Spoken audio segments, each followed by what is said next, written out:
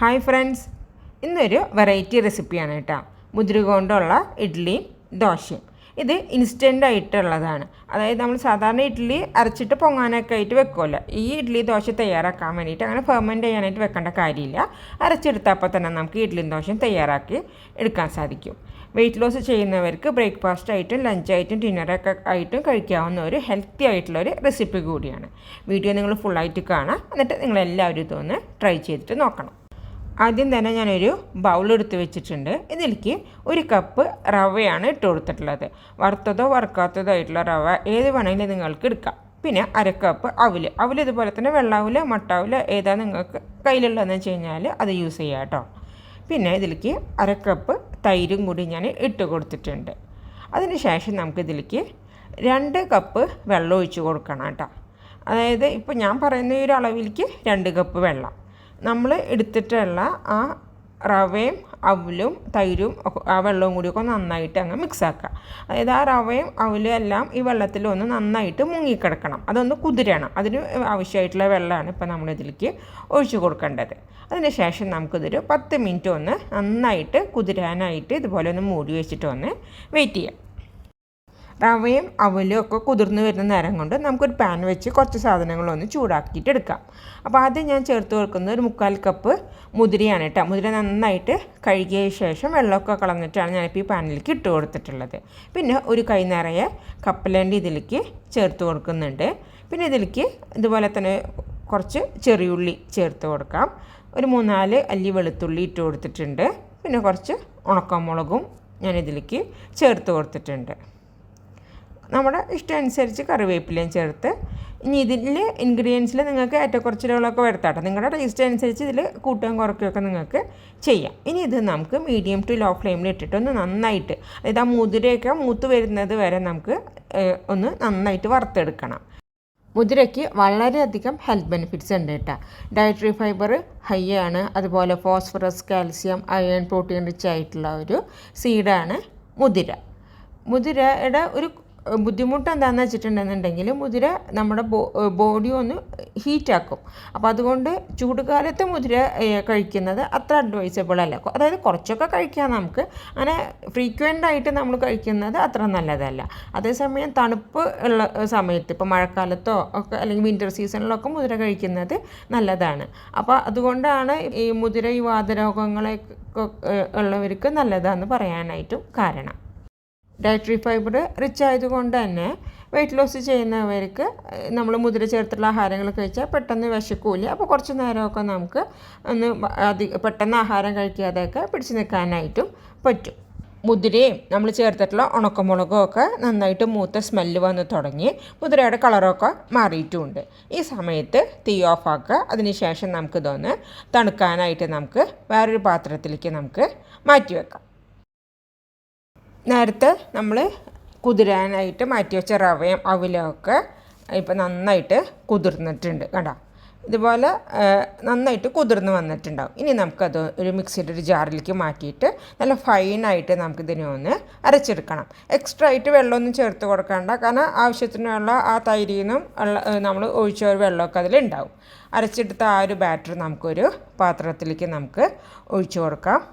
അതുപോലെ തന്നെ നമ്മൾ നേരത്തെ ചൂടാക്കി വെച്ചിട്ടുള്ള മുതിരയൊക്കെ നന്നായിട്ട് തണുത്തു. അത് ഞാൻ മിക്സിയുടെ ചെറിയ ജാറിലിട്ടിട്ട് നല്ല തരിതരിപ്പായിട്ടുള്ള ഒരു രീതിയിൽ അത് പൊടിച്ചെടുക്കുന്നുണ്ട്.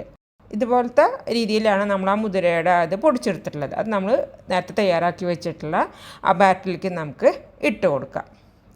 ഇതിലേക്ക് കുറച്ച് കായത്തിൻ്റെ പൊടിയും കൂടി ഞാൻ ചേർത്ത് കൊടുക്കുന്നുണ്ട്. അത് ഓപ്ഷണലാണ്, നിങ്ങൾക്ക് ഇഷ്ടമുണ്ടെന്നുണ്ടെങ്കിൽ ചേർത്ത് കൊടുത്താൽ മതി. നമുക്ക് ഇതിലേക്ക് ആവശ്യത്തിനുള്ള ഉപ്പും ചേർത്ത് കൊടുത്തിട്ട് ഇതൊന്ന് നന്നായിട്ട് നമുക്ക് കയ്യിൽ വെച്ചിട്ട് ഇതുപോലെ മിക്സാക്കാം. എക്സ്ട്രാ ആയിട്ട് വെള്ളം ഒഴിച്ച് കൊടുക്കേണ്ട കാര്യമില്ല അതിലേക്ക്, കാരണം നമ്മൾ അരച്ചെടുത്ത ഒരു ബാറ്ററിൽ തന്നെ അത്യാവശ്യത്തിനുള്ള വെള്ളം ഉണ്ടാവും. നിങ്ങൾ ആദ്യം വെള്ളം ഒഴിക്കാതെ നന്നായിട്ട് മിക്സാക്കി നോക്കുക. അതിന് ശേഷം മാത്രം നിങ്ങളിതിലേക്ക് വെള്ളം വേണമെന്നുണ്ടെങ്കിൽ കുറച്ച് ചേർത്ത് കൊടുത്താൽ മതി. അങ്ങനെ നമുക്ക് ഇത്തിരി കട്ടിയായിട്ടുള്ള ഒരു ബാറ്ററാണ് നമുക്ക് ആവശ്യം. സാധാരണ നമ്മൾ ദോശയുടെ ആ ഒരു ബാറ്റർ കൺസിസ്റ്റൻസി അല്ല ഇതിന് വേണ്ടത് കേട്ടോ. അതെ, അപ്പോൾ നമ്മുടെ ആ ഒരു ബാറ്റർ ഇപ്പോൾ ഇവിടെ തയ്യാറായിട്ടുണ്ട്. ഞാനപ്പോൾ ഇതിലേക്ക് ഇഡ്ഡലി ഉണ്ടാക്കാൻ വേണ്ടിയിട്ട് ഇതിൽ നിന്ന് ആദ്യം കുറച്ച് ഞാനെടുത്ത് മാറ്റുന്നുണ്ട് കേട്ടോ. ബാക്കിയുള്ളത് നമുക്ക് ദോശ ബാറ്റർ തയ്യാറാക്കാനായിട്ട് നമുക്ക് എടുക്കാം. അപ്പോൾ ദോശയുടെ ബാറ്ററിന് ഒരിത്തിരിയും കൂടി വെള്ളം വേണം നമുക്ക്. കാരണം ഇഡ്ഡലിക്ക് നല്ല കട്ടിയുള്ള കൺസിസ്റ്റൻസി തന്നെയാണ് നമുക്ക് വേണ്ടത്. ദോശയ്ക്ക് ഒരിത്തിരിയും കൂടി വെള്ളം ഒഴിച്ച് ഒന്ന് കലക്കിയെടുത്താലാണ് നമുക്കത് ദോശ പരത്തിയെടുക്കാനായിട്ട് നമുക്ക് സാധിക്കുകയുള്ളൂ കേട്ടോ. അപ്പോൾ നമ്മുടെ മുതിര ദോശ ഉണ്ടാക്കാനായിട്ടുള്ള ബാറ്ററും ഇവിടെ തയ്യാറായി കഴിഞ്ഞു. ഇനി നമ്മൾ സാധാരണ ചെയ്യുന്ന പോലെ തന്നെ ഒരു ദോശ തവ, ഞാനിപ്പോൾ ഒരു ഇരുമ്പിൻ്റെ തവയാണ് വെച്ചിട്ടുള്ളത്. അത് നന്നായി ചൂടായി വന്നു കഴിഞ്ഞ് കഴിഞ്ഞാൽ ഇതുപോലെ ഒരു കയ്യിലൊഴിച്ച് കൊടുത്ത് നന്നായിട്ടത് പരത്തിയെടുക്കുക.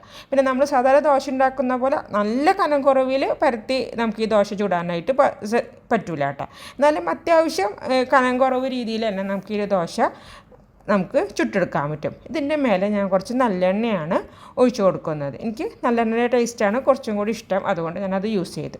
ഇനി ഒരു സൈഡ് ഒന്ന് ആയിക്കഴിഞ്ഞ് കഴിഞ്ഞാൽ നമുക്ക് ഇതുപോലെ ഒന്ന് ഒരു ചട്ടകം വെച്ചിട്ട് ഒന്ന് ഇതാക്കി കൊടുത്ത ശേഷം ഇതിനെ ഒന്ന് മറിച്ചിടാം.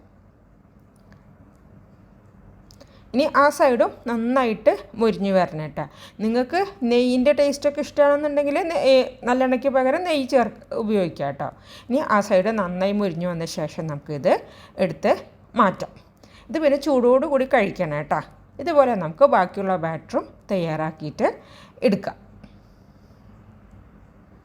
അടുത്തതായിട്ട് നമുക്ക് ഇഡ്ഡലി ഉണ്ടാക്കാം. അപ്പോൾ നേരത്തെ നമ്മൾ മാറ്റി വെച്ചിട്ടുള്ള ഇഡ്ഡലിയുടെ ആ ഒരു ബാറ്ററാണിത്. ഇതിലേക്ക് ഞാൻ ഒരു 1/4 ടീസ്പൂൺ സോഡാപ്പൊടി ചേർത്ത് കൊടുക്കുന്നുണ്ട് കേട്ടോ. സോഡാപ്പൊടി ചേർത്ത് കൊടുത്തൊന്ന് നന്നായിട്ടൊന്ന് നമുക്കിതൊന്ന് മിക്സാക്കാം. കണ്ട ഈ ഒരു കട്ടിയിലുള്ളൊരു ബാറ്ററാണ് നമുക്ക് ഇഡ്ഡലി ഉണ്ടാക്കാനായിട്ട് വേണ്ടത് കേട്ടോ.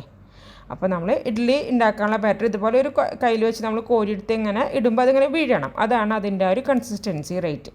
പിന്നെ നമ്മൾ ഇത് സോഡാപ്പൊടി ചേർത്ത് മാറ്റി വെക്കേണ്ട കാര്യമൊന്നുമില്ല. നമുക്ക് അപ്പോൾ തന്നെ സാധാരണ ഇഡ്ഡലി ഉണ്ടാക്കുന്ന പോലെ തന്നെ ഇതുപോലെ എണ്ണ പരട്ടിയിട്ടുള്ള ഇഡ്ഡലി തട്ടിലേക്ക് ഒഴിച്ചു കൊടുത്ത ശേഷം 10 മുതൽ 15 മിനിറ്റ് വരെ നമുക്ക് വെച്ച് ആവി കയറ്റിയിട്ട് എടുക്കണം. ഒരു 15 മിനിറ്റിന് ശേഷം ഞാനപ്പോൾ നമ്മുടെ ഇഡ്ഡലിത്തട്ട് പുറത്തേക്ക് എടുത്തു. നമുക്കപ്പോൾ ഒരെണ്ണം ഒന്ന് എടുത്തു നോക്കാം. പെട്ടെന്ന് തന്നെ ആ ഇഡ്ഡലിത്തട്ടിൽ നിന്ന് നമുക്കിത് വിട്ടുപോരും കേട്ടോ. ഇതേ കണ്ട നല്ല സോഫ്റ്റായിട്ടുള്ള ഇത് ഞാൻ ഒരെണ്ണം ഇതിങ്ങനെ പൊളിച്ച് കാണിച്ചു തരാം. ഇത് കണ്ട ഉള്ളൊക്കെ നല്ല സോഫ്റ്റായിട്ടുള്ള നമുക്ക് പെട്ടെന്ന് ഉണ്ടാക്കിയെടുക്കാവുന്ന ഒരു സൂപ്പർ ഇഡ്ഡലി. ഇതിന് വേറെ കറിയുടെ ഒന്നും ആവശ്യമില്ല. നമുക്ക് വെറുതെ ഇത് ഇഡ്ഡലി കഴിക്കാനായിട്ടും നല്ലതാണ്. നിങ്ങൾക്ക് എല്ലാവർക്കും ഈ ഒരു റെസിപ്പി ഇഷ്ടമായി കാണുമെന്ന് വിചാരിക്കുന്നു. ഇഷ്ടമായി കഴിഞ്ഞ് കഴിഞ്ഞാൽ ലൈക്ക് ചെയ്യാനും കമൻറ്റ് ചെയ്യാനും അതുപോലെ എൻ്റെ ചാനൽ സബ്സ്ക്രൈബ് ചെയ്തിട്ടില്ലെങ്കിൽ സബ്സ്ക്രൈബ് ചെയ്യാനായിട്ടും മറക്കരുത്. ഇൻഷാ അല്ലാഹ് മറ്റൊരു നല്ല വീഡിയോയുമായിട്ട് ഞാൻ വീണ്ടും വരാം. Thank you so much. Till then take care and bye bye.